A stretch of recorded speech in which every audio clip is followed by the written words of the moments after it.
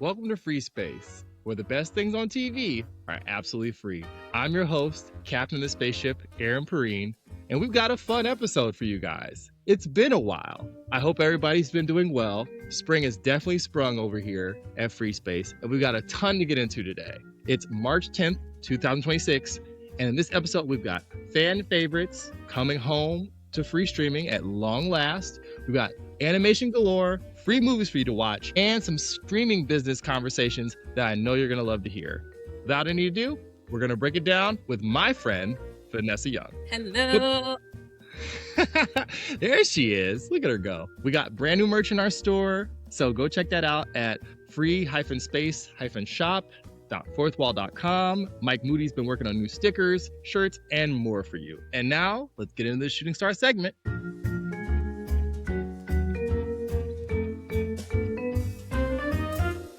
One of the biggest stories in the world of free streaming is Tubi acquiring a ton of Cartoon Network and Warner Animation favorites. I was shocked when the tweet came out from Tubi that they would be hosting just a treasure trove. Basically, the entire Cartoon Network Golden Age, a bunch of Hanna-Barbera favorites, and some weird gems that just didn't live on HBO Max or on the Cartoon Network app. So, with freedom at our door, it makes too much sense to have our guest today come break it down. Vanessa is a natural choice to discuss classic DC animated universe picks like Batman animated series and Justice League Unlimited. And she's a DC Comics expert, culture writer, critic, master of taste. She writes over at Multiverse of Color, Big Gold Belt, The Shark Agenda, and other places. I love her. You're going to love her.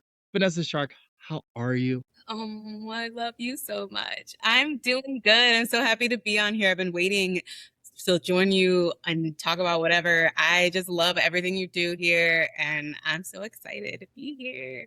Skullbelt Media rebranded to the Culture Collective. Just wanted to shout that out. Wow. Okay. All right. Culture Collective. Big moves. Love you, Najir. I seen him talking to Ryan Gosling. He's a big shot now, you know. Goodness. So it sounds like you're doing good. I'm happy to see you. You working on anything fun? I've got a few things I'm reviewing. I've been covering RuPaul's Drag Race, which has been like my big goal for the last few years. I'm like really excited to like be covering that. But yeah, just covering stuff for, multiple outlets and covering local events in Vegas and enjoying being a newly single mom. It's new era for Vanessa. It's good. And the new year is off to a great start. So I'm excited to see what you do. I'm excited to see all the stuff that comes out of Vegas for CinemaCon. Vanessa is going to be your key. If you care about that stuff, you need to be following her. Yes. Yeah, CinemaCon is coming next month, which is like crazy that it's already back. I'm like so excited. Let's do it a third year and with Culture Collective this time. It's going to be a good time. Party in the desert. Let's go. You mentioned immediately when I asked you what you want to talk about in free streaming, Justice League Unlimited and Powerpuff Girls being on Tubi. It's such a bizarre 360 from even 2 years ago where Cartoon Network / Warner Media would have never allowed stuff in their premium buckets of their content to live on free streaming. Where did you watch like some of these childhood favorites originally? Because we share some lineage. We do. Justice League Unlimited, I originally watched it on Cartoon Network like years ago. I think like most of my generation did. We grew up, our Green Lantern was Jon Stewart. That was an Art Flash with Wally West. So like, I think that was when I originally watched it. And then I watched it all over again, like literally from start to finish on HBO Max, I think it was called at the time. It was either Max or HBO Max. I can't remember. They did a lot of changes. I'm so excited to show my kid, and then it was gone. And then I was like, where is it? And then I realized, it's not too. It's been a hokey pokey existence for all of this stuff on streaming, because it's HBO Max, back to HBO Max. Before that, JLU and Batman animated series and Superman animated series lived on Netflix for a time. They were crossed on Hulu for a second. So we've been at just about everywhere. Now we're on Tubi. So that's just hilarious. But what you're getting at there is so important because, not to date myself, but for a lot of people our age, Batman animated series and JLU especially are like the definitive versions of these characters. Like Kevin Conroy is Batman. Introducing it to your daughter and other like younger people is so important because that's how these heroes stay relevant, right? Yeah, agreed. I think that's a good point. And I think, oh, Kevin Conroy was arm. But I'm assuming you had the same experience, right? Like you originally watched it on Cartoon Network, right? Yeah, absolutely. Yeah, And so I Kids agree. WB. Kids WB, yes. I forgot about the WB channel and UPN. Oh my God.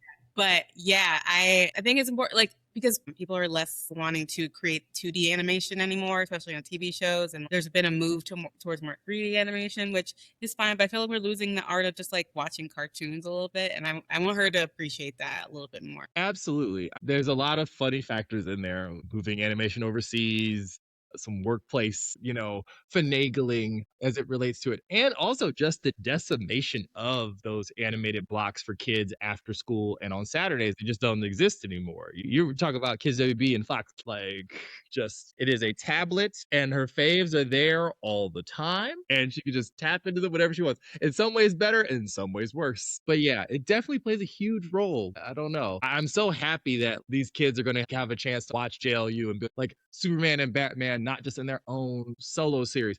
Wonder Woman represented in not just their own solo series, a Hawk Girl, you know what I mean? Actually, as a part of a unit, the way these characters are in the books is really nice. That version of Supergirl in the JLU series is also probably Millie might end up move to number one soon, but that Supergirl version of Kara is my favorite. Like, was my favorite for a long time. It's funny because in the publication history of the character, it's so up in the air. There's been so many weird, different short runs. None of them have been that long on the. Like, there's more publication history for like Power Girl that's consistent than Supergirl. I care, I think, at least for me. I'm like, oh, this is like because Supergirl can be this or that or a bunch of different things. And at least for my age group, it feels like the JLU version is like the definitive. It's the one with the most stuff has bled into the books, back into the books, which is really cool. Agreed. And you're a huge Harley Quinn person. The genesis of the character is in Batman as a series. I know. I think it's beautiful. It's a beautiful thing to see something actually be she was such a successful character that she has now become one of the most iconic DC characters of all time. That is astounding to me. I don't even know if there's an equivalent to her in any other media, to be honest. I'm searching my brain right now. And I don't think so. Like most of them still start in like the comics because I wanted to be like, well, Damian, but no, Damian, we grew to love him as a little crap in the Morrison run, and then like, okay, now he's in all the other media. But to start from the shows and then just have it be like, nope, now you're just a normal part of the DCU, and you're like the third most popular character in the entire universe is madness. It doesn't happen. Big recommend, and not to sleep on the rest of the catalog stuff either, because I know Black people extended Black History Month hours with Static Shock coming in like 2 weeks. Everybody's so excited. You can actually go watch that on Cam Greer's Fast channel on Roku. They actually have Static Shock playing right now. So I'm super excited. I love talking about this. It was nice to see the internet united in joy about something Mm-hmm. for Mm-hmm. however short it was. And I know you'll be watching along with me when it happens. So yeah, that's our shooting star. That's a big shooting star too. Oh, we need more. We need more of Static, but Virgil, I love him. What is it? DC Comics Dakota Incident? What Yeah, was the it? Dakota incident of the new history of the DC Universe Dakota incident came out last week. None of the local comic book shops in Vegas had it when I went to go to three of them, and none of them had it. None of them even ordered it. And by the time I got to the third one, I was like, "This feels like racism. Why don't you?" They didn't even order it. They're not even, it wasn't that they were sold out. If they had been sold out, then I would have been like, yes, at least that's a good problem to have. They didn't even order it. So I had to go order it physically because I got it digitally and I like to have the big thicker ones, physically. And a lot of my people that I've interviewed were part of the book. And so Dakota Incident's doing absolute Batman numbers. They're going to have to reprint that. That's getting reprinted. And that also, you know how these things work. Once they see the sales data on the books, that's how you get more of the characters in other forms and fashions. I was saying to people, you guys are yelling about how they underuse Static. Go buy the book. I know it's dumb that it works that way, but that's how these things happen. You know what I mean? And also all the other milestone stuff too. Icon, Rocket, Hardware, etc. Can't say enough. people need to go and support them, Yeah. I just look at young Joseph Illich and freaking Nicholas Draper Ivy and Vita and all of them that really kept trying to get this ball rolling 5 years ago, and how proud they all must be now. Yeah, all talent, all super insanely talented people. Yes. Insanely talented people. I was about to say, like Nick's portfolio is like a gas to just page through. How's he not like drawing five I'm different books? It's dumb. so good. He's so good at draw, especially like his older version, future version of Static. Not only is he fine, but it's just really good. It's just like really well drawn. I love when that's why we need more Black people in these spaces because the hair looks good, the facial hair looks good, the features look right, and the texture of the hair, everything looks good. Nicholas Draper Evers is one of my absolute faves. Absolutely. I love the kid. I was on a panel with him ages ago in the before times. And so Yes. Static coming, Batman, Superman, Wonder Woman, Martian Manhunter already there, Powerpuff Girls already there. You can go get that on Tubi for absolutely free. And now let's shoot over to the warp speed round.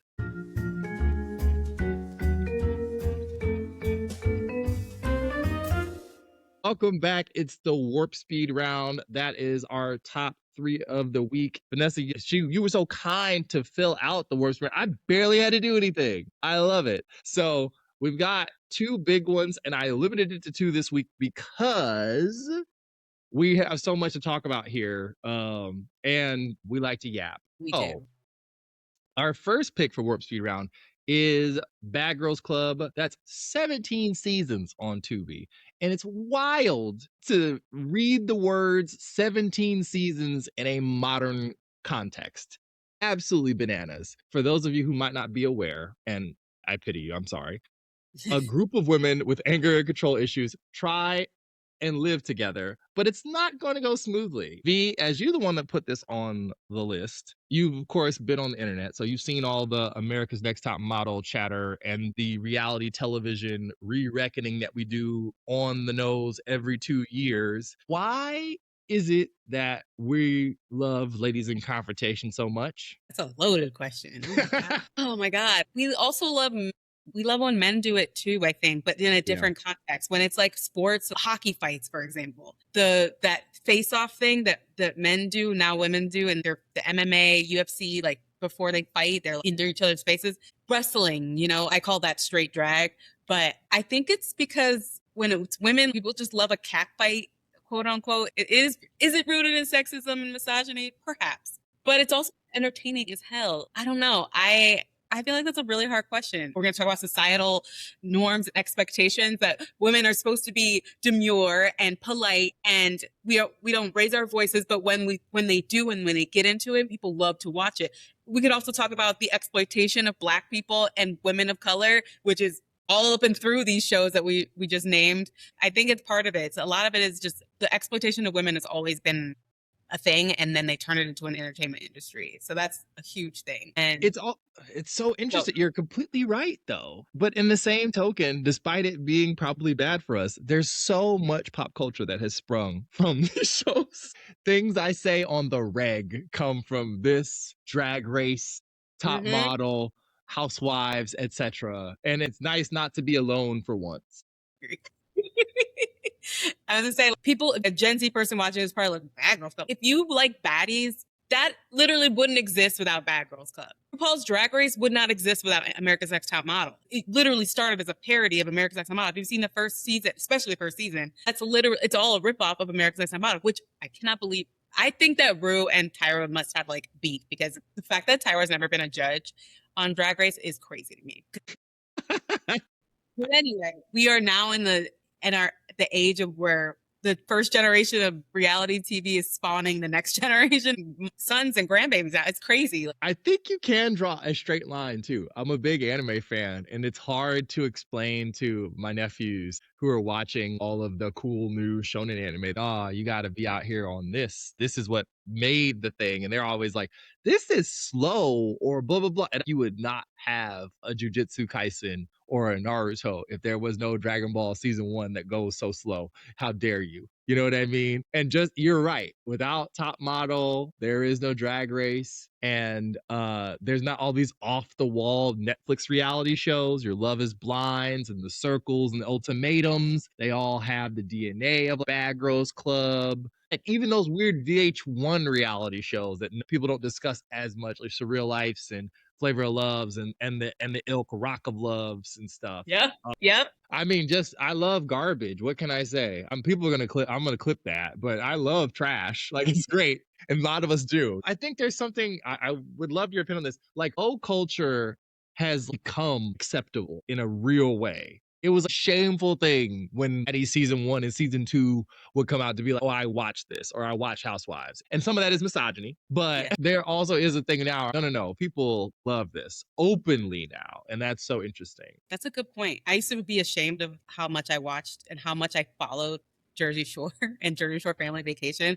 That is my favorite. It's my favorite trash show. And it's actually, they just announced that it's ending, at least on MTV. No, and it's an 18 season. It's ridiculous. I think it's because there has been a breakdown of shame in society. Oh my God, I'm going so big picture, but I feel like people don't have shame anymore. That's partially a good thing, but also a bad thing. We say bring back shame all the time, but I think that's partially it. People aren't as afraid to share what they're into. It's not cool to think you're cool. It's not, just admit what you like. I think nerddom and geekdom being so mainstream now has also trickled into that. People would just be like, oh, this is my guilty pleasure. Now, oh my God, I think people are way more, we have shows like Traders now. I think these are the grandbabies, Traders and House of Villains or whatever.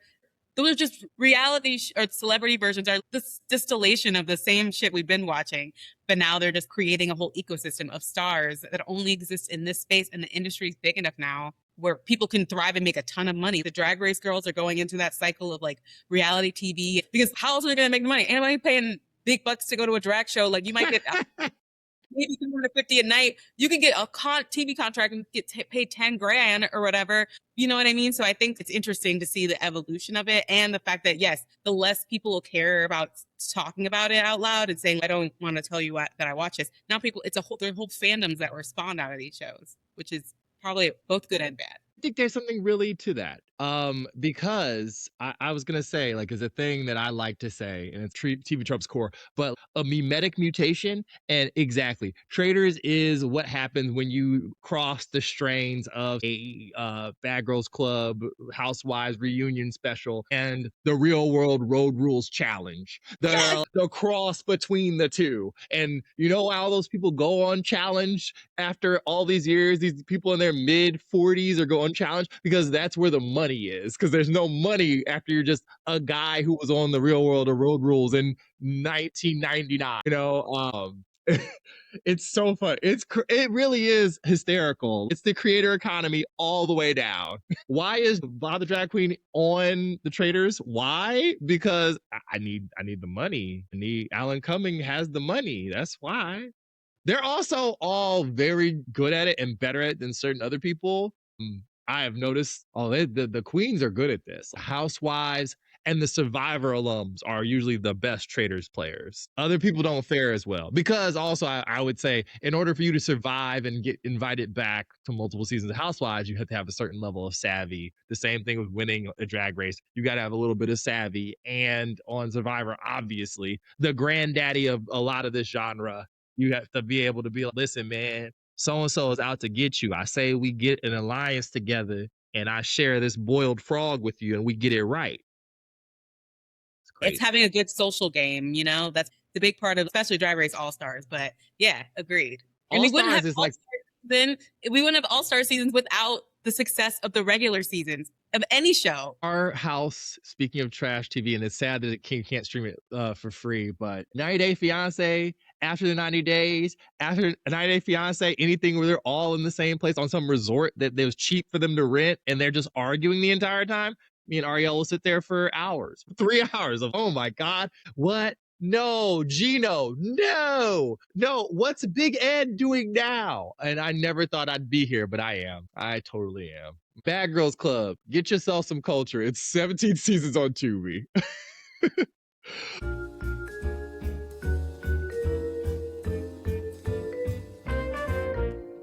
second Warp Speed pick is A Ballad of Songbird and Snakes on Fandango at home for free. So Fandango started this recently. Now they heard about the show. I'm assuming it's all about me, of course. And they now offer some of these movies and TV shows for free at home, like a Tubi, like Pluto TV, like Roku Channel, Canopy, etc. For those of you who missed the last 15 years of pop culture, this is a prequel to the Hunger Games.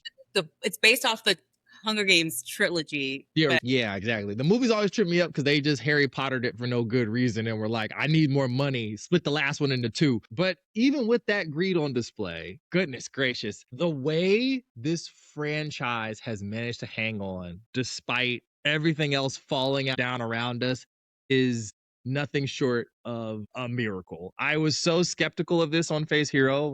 Half of you you listen to Face Hero with me and Jenna and Jamie and Brandon. Is there really this level of nostalgia for the Hunger Games? And apparently, yes, it is. We talked about all this stuff on Face Hero so much. A Ballad of Songbirds and Snakes is around the 10th Hunger Games. It's when they introduced the mentors, and it's actually Corleone Snow's story. It's really about him and how he became the president of Panem eventually.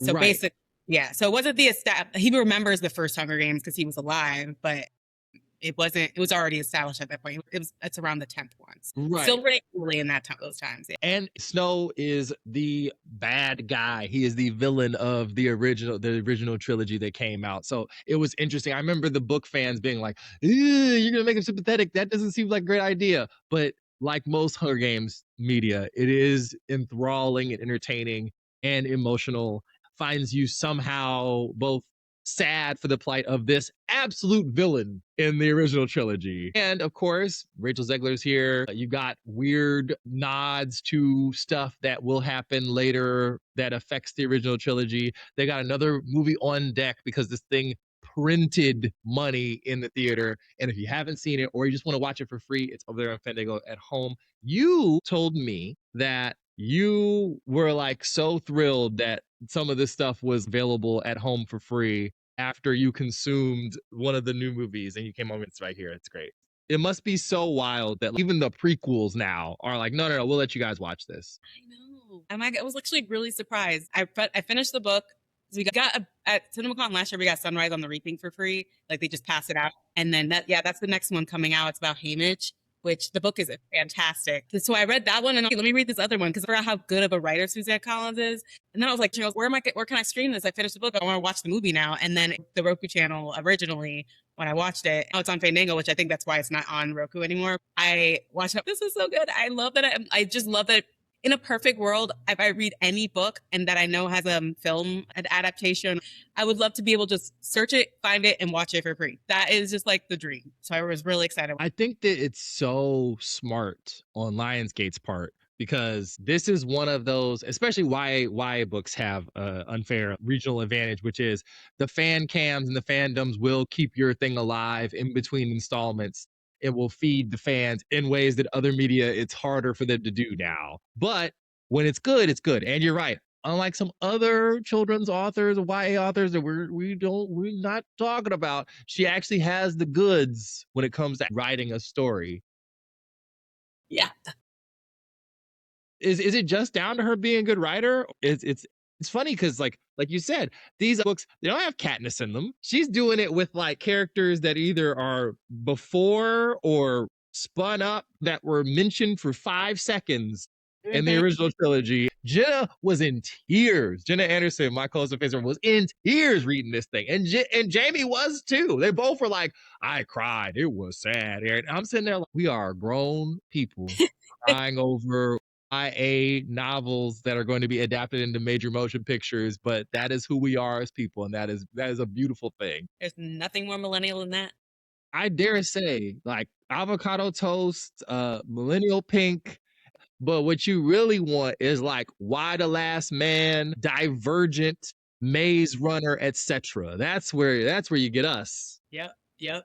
Yeah. But it's also interesting too. The world is very different than the world that the Hunger Games original trilogy came out in. And yet, and still, despite some depressing things outside for obvious reasons, it's more relevant than ever. Is it just nostalgia, or is there like Suzanne Collins has something really to say? I think it might be the perfect time right now to like keep diving into this and that world and building that world out. If you look at the world of Twilight or other YA books, literally Maze Runner, Divergent, I forgot about Divergent. I was obsessed with that one for a while.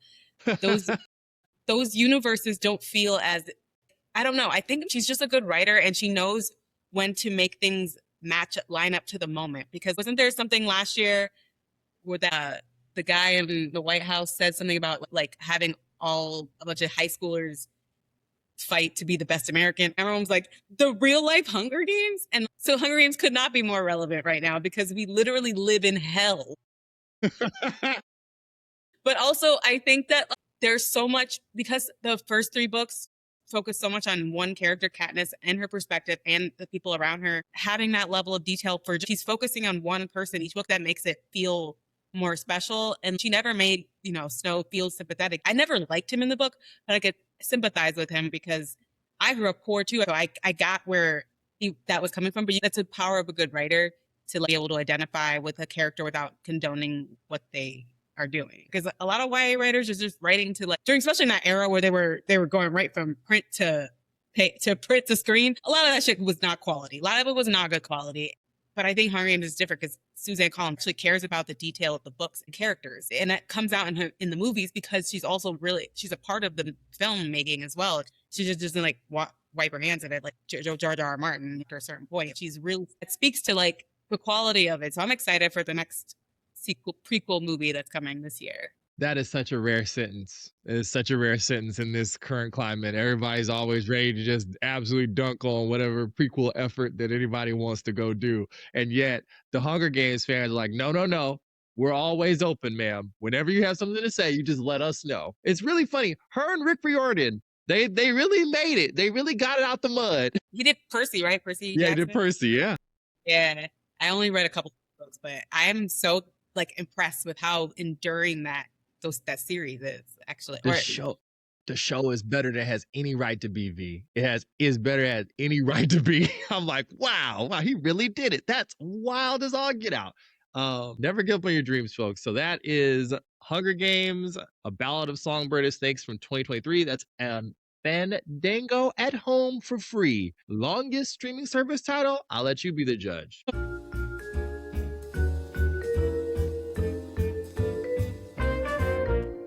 Monthly Orbit Time. This is where we talk about what's on streaming this month, and this month with Vanessa here, I thought it would be good to talk about Roku Channel's Women's Sports Now, which is rolling. I think there's 12 episodes at the time of talking. Basically, it's a desk studio show covering different topics in the world of women's sports, from stuff like NCAA basketball, the NWSL, WNBA, Wimbledon, all sort of stuff all over the map. I actually used to work for a show similar to this that ran on CBS Sports Network called We Need to Talk. And at the time, it was a groundbreaking because it had all women cast and all women crew producing it.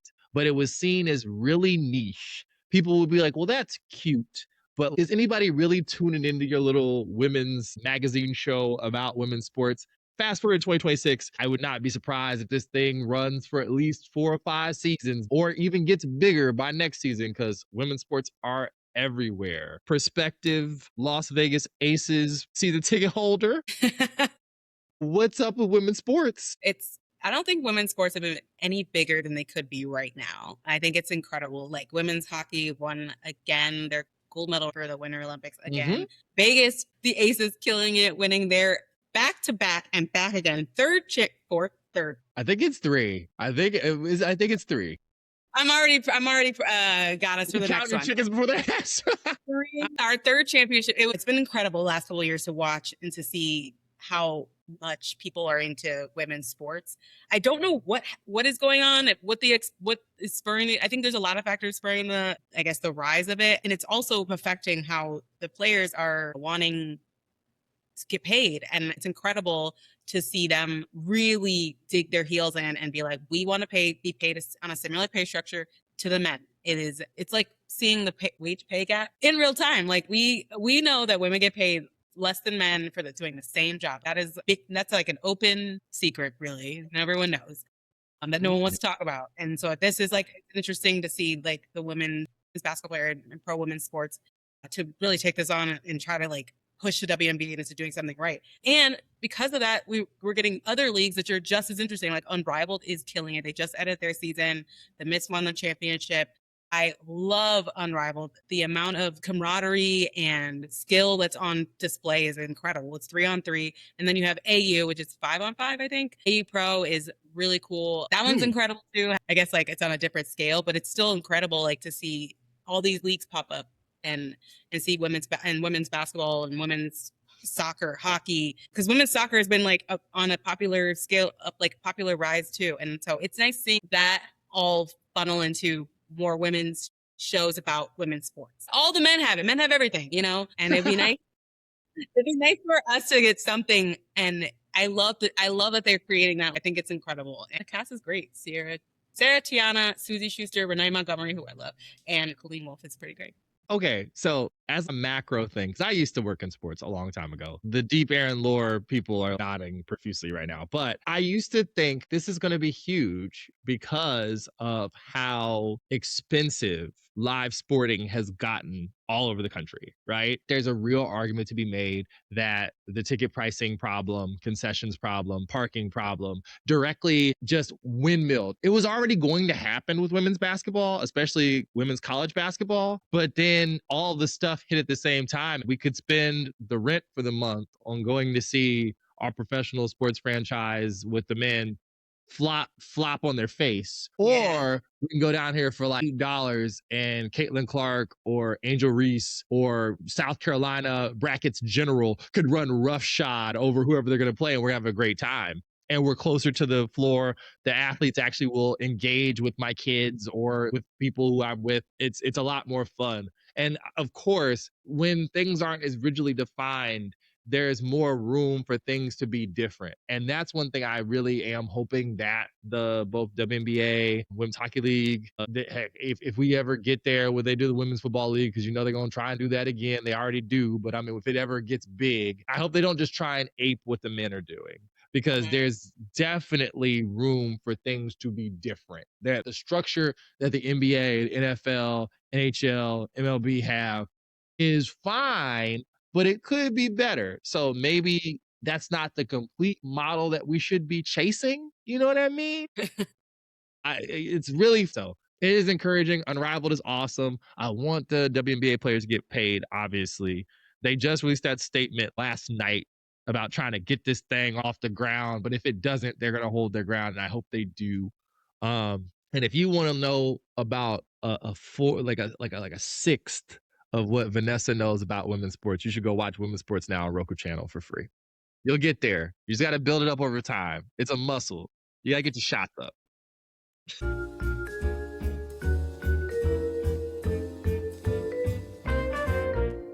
Supernova Pick is here. That's one fancy pants recommendation on a paid streamer. And since Vanessa is our guest of honor, she gets to pick. Our embarrassed millionaires that listen to this podcast had $7 to throw to a subscription. What should they be watching, Vanessa? Ooh, okay. All right. Y'all gotta subscribe. If you're gonna pay money to subscribe to something, it's really niche, but I don't care. World of Wonder, that is where all of the RuPaul Drag Race international seasons are. There's some stuff on Paramount because Paramount owns like the main account. You can watch anything on that. So I am obsessed with all of the international seasons. There's a currently airing UK versus the World season 3. Yes, season 3. And there's just so many good shows on there, so many good drag queens, but it's not just like drag race reality show. There's cooking shows. There's queens trying out food. There's a dating show. It's all of the stars of the drag race world gets basically their own little shows and their spinoffs. There's a ton of review shows and stuff. It's just so gay and so fun. And there's RuPaul movies on there. There's movies that they've made. It's basically just this little universe of drag that spawned out of Drag Race that is on this channel. If you like drag, you should watch it. You should subscribe to it. It's not that much. I think it's like $5. I can't remember because I use my friend's login. But but if you want drag and you want an unlimited drag, you should subscribe to Wow Plus, wowpresentsplus.com, I think. There we go. I mean, that is a unique one. I like that a lot because that's where you're gonna get something really fun. You're not gonna a lot of times like the big streamers, they are fun. We love talking about other stuff that's on D Plus or Prime Video or freaking Max. I don't want to run through all of Peacock, etc. But you're gonna get true specificity for something like WoW or like Dropout.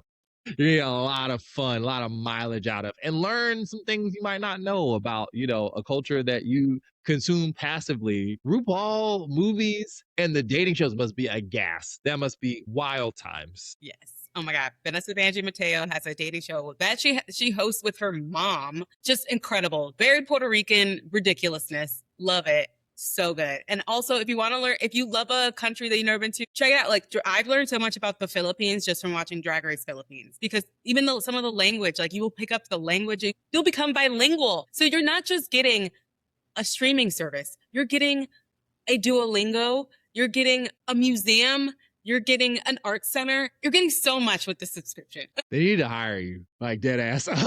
This is the most effective promotion for this that I have ever heard of, because I'm aware of it, but I've never heard anybody ever tell me anything else besides it is the place to go watch all of the seasons, including the international seasons. I've learned so much.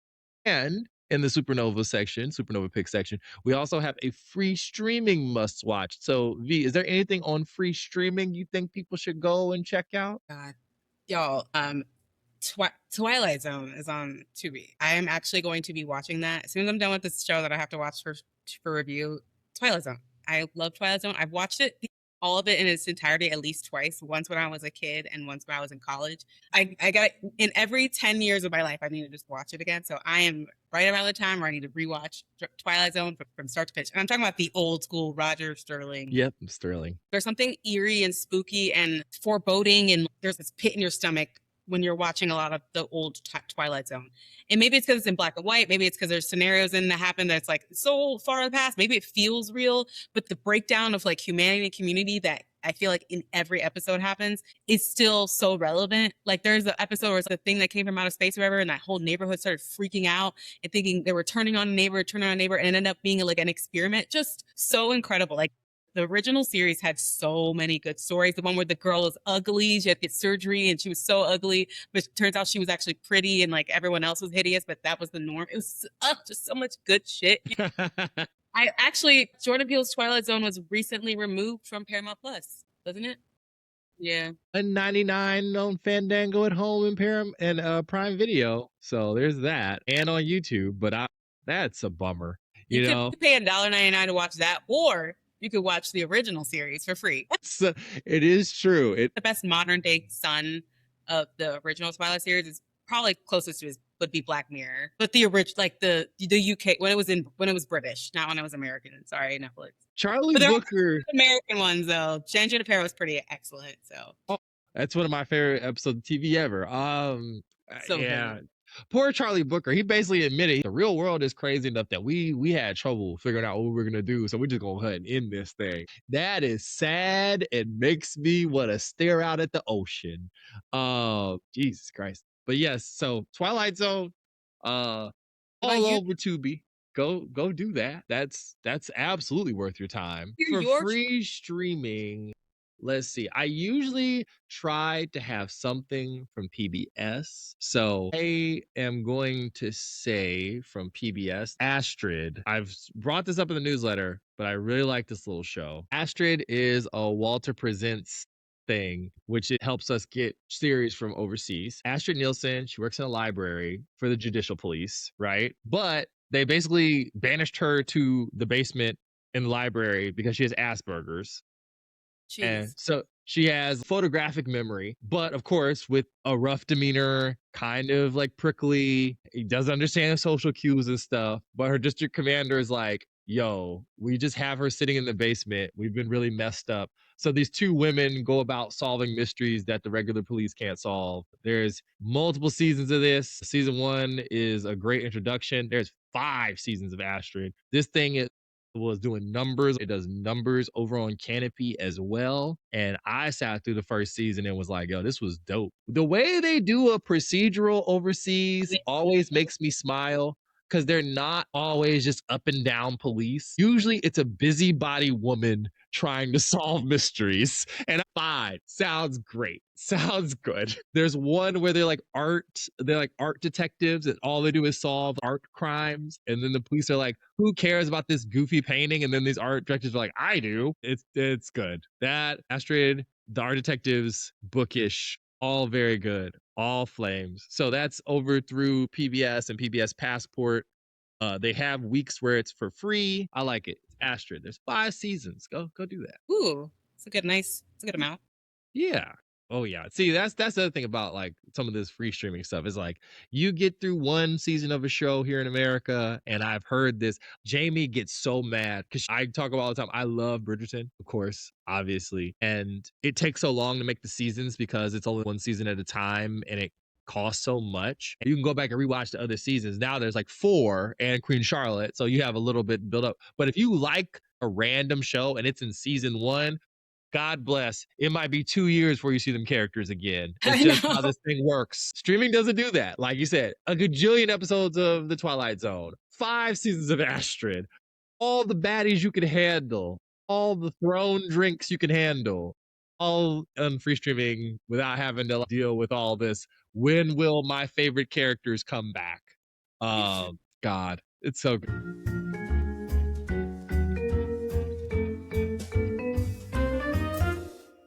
Another journey here on the Free Space Spaceship comes to a close. I'd like to thank Vanessa for joining us. She jumped to live speed with us. You can read her and watch her interviews over at Culture Collective, which I've been corrected. There we go. And Multiverse of Color and her social media. So tell the people where to find you, V. You can find me at Vanessa Shark on everything. I have a website, that's shark.com, which I try to update as much as I can. I'm trying to be a little bit more productive on there, but I also write and review. I write reviews for the Culture Collective, do interviews for them, and do a little bit of comic book stuff for Multiverse of Color here and there. At Vanessa Shark, people, go support V. On the website right now, you can go read about the new Lanterns trailer that dropped last week and Supergirl thoughts. I read it. It was good. I think you should too. And of course, as Vanessa told us, all of those Warner Brothers favorites are available on Tubi. I have a funny social media video where I read the entire list of those Cartoon Network favorites that was painstakingly done. So I will link those in the doobly-doo. Go look at that. That'd be great. And you might find one of your favorites down. You can follow us at How to Watch Free TV and at Free Space Pod on Facebook. You subscribe to the newsletter at howtowatchfree.tv. Rate us, review us, give us 5 stars so you don't get sucked into the vacuum of space.